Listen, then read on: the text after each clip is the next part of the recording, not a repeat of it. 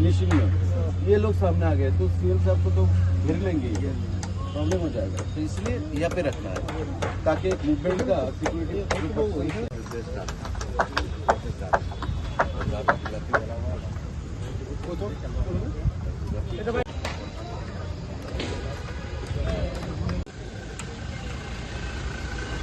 দেখুন, প্রস্তুতি চূড়ান্ত পর্যায়ে আছে।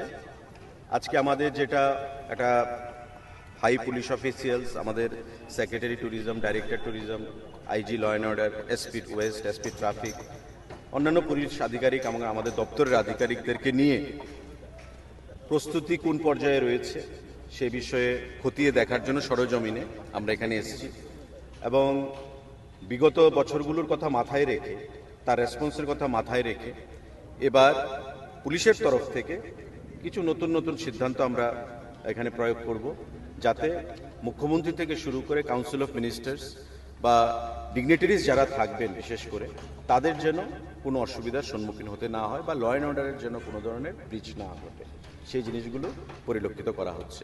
পাশাপাশি আমাদের সারা রাজ্যে এই ইউনিটি প্রমো ফেস্ট এবার যে রূপ নিয়েছে, আগামীকাল তার ফাইনাল বলতে পারেন জুবিন নটিয়ালের কনসার্টের মধ্য দিয়ে, তো স্বাভাবিকভাবেই মানুষের যে উত্তেজনা সেটা তার পারোত্তুঙ্গে রয়েছে।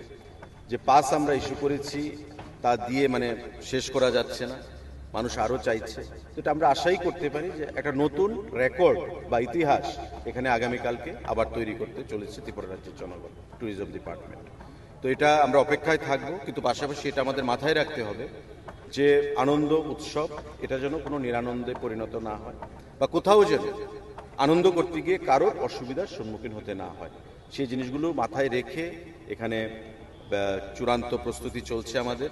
আপনারা দেখতে পাচ্ছেন মঞ্চ থেকে শুরু করে ব্যারিকেডিং থেকে শুরু করে সমস্ত কিছু তদারকি চলছে পুলিশ এবং আমাদের দপ্তর এবং ডিস্ট্রিক্ট অ্যাডমিনিস্ট্রেশনের তদারকিতে।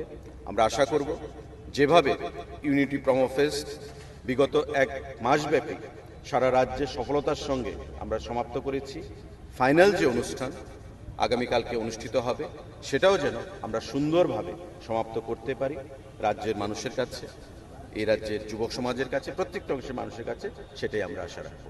নিরাপত্তার জন্য কি